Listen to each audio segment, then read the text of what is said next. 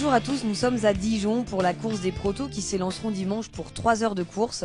Et avec un plateau enfin bien garni, 30 voitures au départ, le retour des Wolf, les Ligier en force et d'autres nouveautés, Joël. Et oui, effectivement, une trentaine de protos, c'est très éclectique parce qu'il y a les Ligier en force, c'est vrai, le retour des Wolf, c'est vrai, mais il y a curieusement la Pescarolo avec Christophe Tinceau et de son côté Caterham avec Vincent Beltoise. C'est quand même surprenant de voir ces voitures qui viennent tenter du V2V et qui incontestablement viennent pas pour faire la figuration.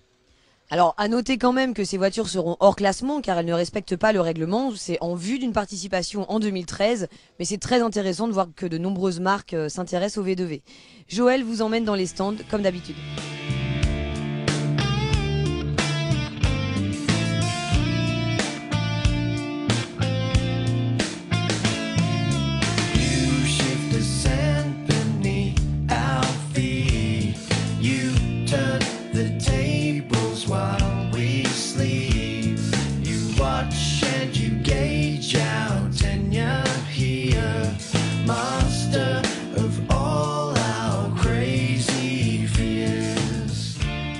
Nous sommes maintenant dans le stand des Wolf. Les Wolf qui gagnent à peu près tout en speed, puisque 10 victoires sur les 11 dernières courses. On se demande vraiment pourquoi, avec la famille Bellarossa, qui est à la fois pilote et ingénieur, eh bien, il n'y a pas plus de Wolf sur le territoire français, et en particulier évidemment dans le championnat des sports proto série FFSA V2V. On va demander à Maurizio, qui est à la fois excellent ingénieur mais super pilote, eh bien, la raison pour laquelle nous n'avons que 2 voitures au départ de cette course de Dijon. Maurizio, bonjour. Nous sommes devant les Wolf. Ces Wolf qui gagnent à peu près tout en speed, qui sont extrêmement rapides. Comment se fait-il qu'on n'ait pas une équipe complète de Wolf en série FFSA V2V? Ça, c'est une belle question. Moi, j'ai posé cette question à mon frère, à mon père beaucoup de fois. Parce que la voiture, c'est vrai que c'est notre voiture, mais c'est très belle, c'est très moderne, c'est vite. On gagne dans la Speed Euro Series, on gagne en Italie. Ça, c'est une belle question. J'espère que tout le monde peut comprendre que ça, c'est une voiture vite et fiable.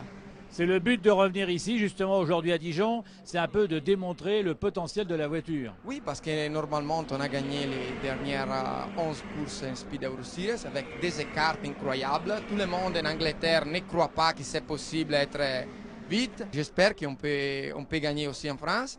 On voit demain qu'est-ce qu'on pourra faire. Le reste de la saison, on y vient quand même, refaire quelques expériences? Oui, alors nous serons sûrement avec Ivan Oporicar, qui est une course que l'année dernière on a cherché de gagner. On est arrivé pour moi pas très loin de gagner. Alors on va dire Forza Italia. Oui, on va champion du monde, champion d'Europe en attendant. Oui, non, oui, mais pour moi c'est pas très important. Pour moi c'est mieux qu'on ne gagne pas la finale, mais que nous on peut être devant demain et dimanche. Forza Italia, merci Maurizio. «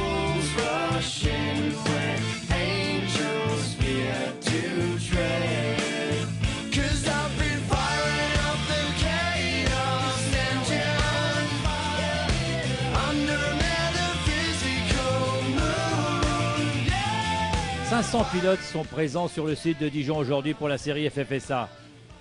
Tous ont rêvé un jour de faire les 24 heures du Mans. Eh bien, il y en a un qui vient de réaliser son rêve. On va le rencontrer tout de suite, c'est Philippe Thirion. Philippe, un rêve vient de se réaliser, alors raconte-nous tout. C'est vrai, le rêve de tout pilote, je pense. Bon, déjà une aventure humaine, parce que Extrême Limite, une petite équipe avec une trentaine de personnes. Donc on a vécu une semaine complète ensemble, à partager le rêve, parce que nous le rêve c'était de piloter et d'arriver au bout. Eux, le rêve c'était de préparer la voiture au mieux pour qu'elle soit à l'arrivée. Et puis le dimanche à 15 h, j'ai franchi la ligne d'arrivée, donc vraiment un grand moment d'émotion, de bonheur, que du plaisir. T'espères le renouveler ce rêve ou pas?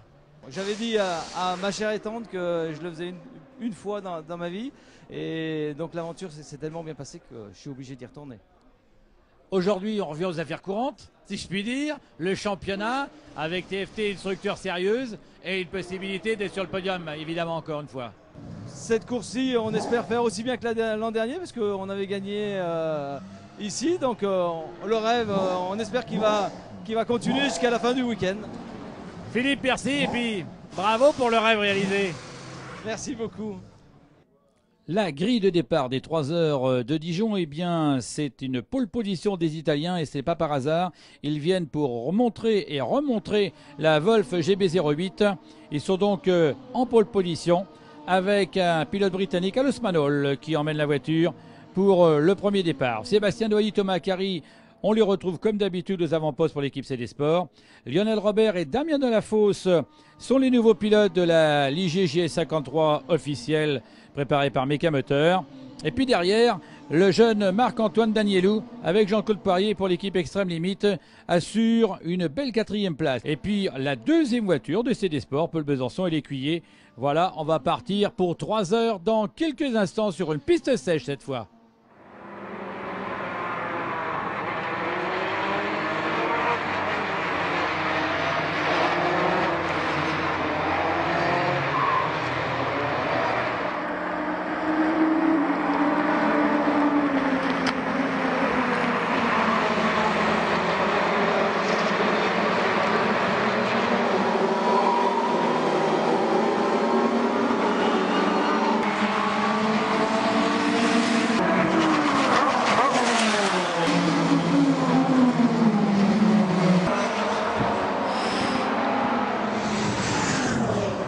Très bon départ de Marc-Antoine Danielou sur la 19 qui s'est lancé de la 4e position sur la grille et s'empare très rapidement de la première place. Malheureusement, il ne la gardera pas car il part 2 fois à la faute. Et c'est la 26 de Sébastien Doilly qui reprend la tête des opérations jusqu'à la mi-course. Mais malheureusement, au moment où Thomas Cary prend le volant, il y a une alarme de pression d'huile et il casse le moteur. Effectivement, ça c'est quand même un des tournants de la course. On passe à la voiture 45 qui effectivement nous laissait entrevoir après les essais et sa pole position une belle course. Malheureusement, elle va très vite rentrer dans le rang après de multiples petits incidents. Notons encore que du côté de la tête de la course, on aura beaucoup de temps. Les mêmes voitures à la bagarre, entre autres la 11, la 18, l'As. Mais il va s'en passer des choses tout de même à la fin, curieusement. Bonjour Frédéric Verviche, vous êtes pilote sur la numéro 8, la Norma de JMP Racing.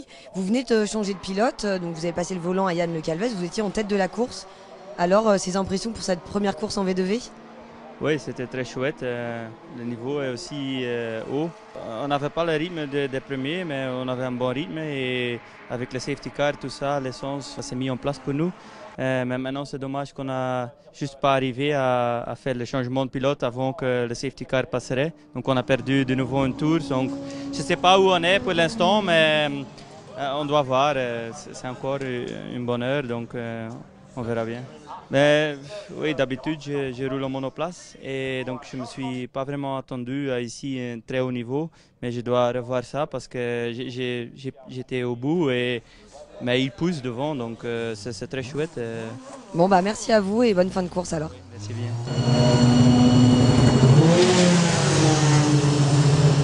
Je suis avec David Zollinger, pilote de la Norma numéro 1 qui a pris le départ.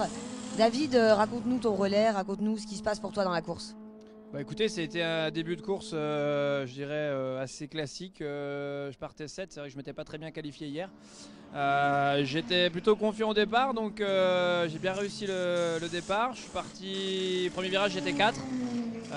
Ensuite on a suivi le petit train, Julien est revenu vers moi. J'ai doublé la Wolf qui était un petit peu hors trajectoire de partout, qui a fini par faire un 360 à Poisse.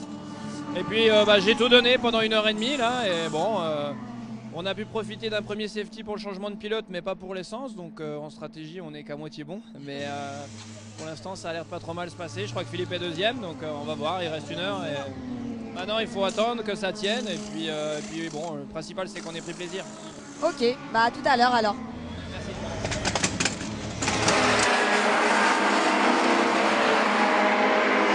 Thomas, tu es le pilote de la numéro 26, tu as pris le 2e relais et malheureusement ça n'a pas duré longtemps parce que tu as cassé le moteur apparemment. Qu'est-ce qui s'est passé? Je suis sorti de la pit lane, j'avais une alarme de pression hydraulique et ensuite de ça une alarme de pression d'huile.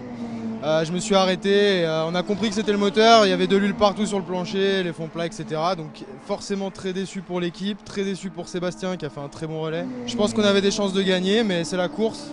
On a tous signé, on sait à quoi s'attendre. Et on sera présent au Castellet pour la victoire et j'espère que ça s'arrêtera pas là. Bon, on espère pour toi aussi et au Paul Ricard alors. Merci.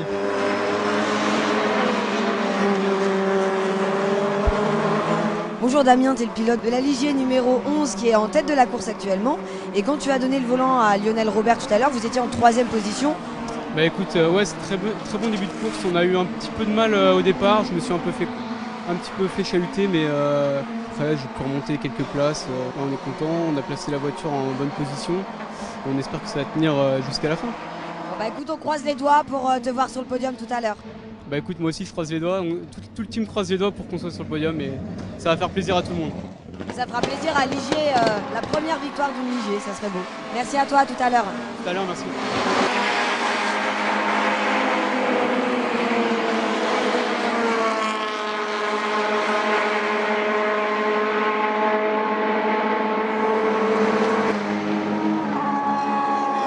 Alors qu'il se passait relativement peu de choses en tête de la course, les positions étaient bien établies, accrochage entre la Pescarolo numéro 72 et la Ligier numéro 16. C'est dommage, la 72 était bien placée dans le top 10.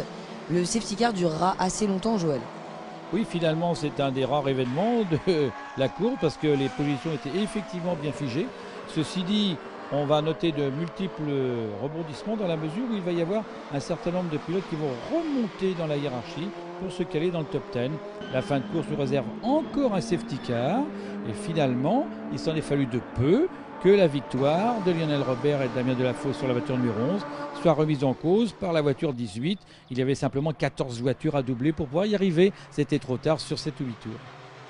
La 3e place reviendra au champion en titre Mondolo et Zolinger sur la numéro 1. Et à noter que c'est un super week-end pour Ligier car il place donc les 2 voitures en tête du scratch, mais aussi les 2 premières voitures en open, la 27 en tête, la 36 deuxième, et le podium sera complété par la numéro 20. Alors effectivement, on peut dire, pour faire une parodie célèbre, les Ligier, le changement c'est maintenant, la preuve, elle gagne maintenant, rendez-vous au Paul Ricard pour toute la fin de saison bien sûr. Et au Paul Ricard, ça sera pour 4 heures de course, les 31 août, 1er et 2 septembre. Bonnes vacances à tous, salut. Au revoir et bonnes vacances.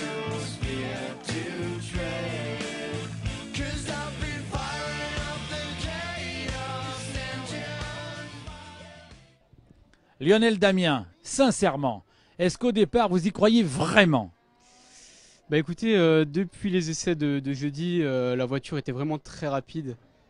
On n'avait pas encore tout donné, on n'avait pas encore vu tout le potentiel de la voiture, mais on a fait hier une 3e place en qualification et là, on s'est dit que peut-être la victoire était possible à ce moment-là et ça s'est concrétisé aujourd'hui. Lionel, franchement, t'étais confiant dans cette voiture? Oui, très confiant avant même de m'asseoir dedans. Lorsque Guy Ligier m'a accordé sa confiance et m'a permis de faire cette course, j'étais déjà très motivé, surtout quand j'ai su que Damien me rejoignait sur la voiture. On se connaît depuis 2 ans, on a déjà fait plusieurs belles courses ensemble et surtout on a une estime réciproque, on s'entend très bien et c'est vraiment une course d'endurance, donc ça faisait déjà beaucoup d'atouts. Et comme l'a dit Damien, une fois qu'on était dans la voiture dès les premiers essais, on a trouvé une voiture vraiment exceptionnelle, très performante, très constante, et pour nous les pilotes c'est quand même un peu plus facile quand la voiture est performante. Et la nouvelle équipe Mécamoteur qui s'occupe de la voiture a trouvé les solutions pour la fiabiliser, semble-t-il. Oui, parce que il y avait des soucis sur la voiture sur la course d'Aragon et on a réussi à résoudre ces problèmes. On avait une bonne fiabilité, on n'a pas eu de problème sur la voiture depuis le début du week-end, donc c'était parfait. Lionel, si je comprends bien, c'est parti pour une nouvelle aventure, toutes les épreuves de fin de saison. Alors il faut déjà effectivement remercier tous les gens qui nous ont permis de faire cette course. Le travail de Mécamoteur, Philippe Bossflug en tête a été fantastique, mais tout le reste de l'équipe a aussi beaucoup bossé. Aujourd'hui tout est réuni effectivement pour qu'on fasse les autres courses ensemble. Je pense que toutes les parties en ont envie et ce qui est surtout très motivant pour nous, c'est que maintenant on va pouvoir travailler un petit peu sur le setup de l'auto. Il faut rappeler qu'on a fait des sièges mercredi dernier, donc cette voiture on ne la connaît pas encore très bien. Donc on peut espérer être au Ricard et être au Ricard encore plus fort. Alors rendez-vous sur le circuit Paul Ricard et bonnes vacances à vous deux. Merci.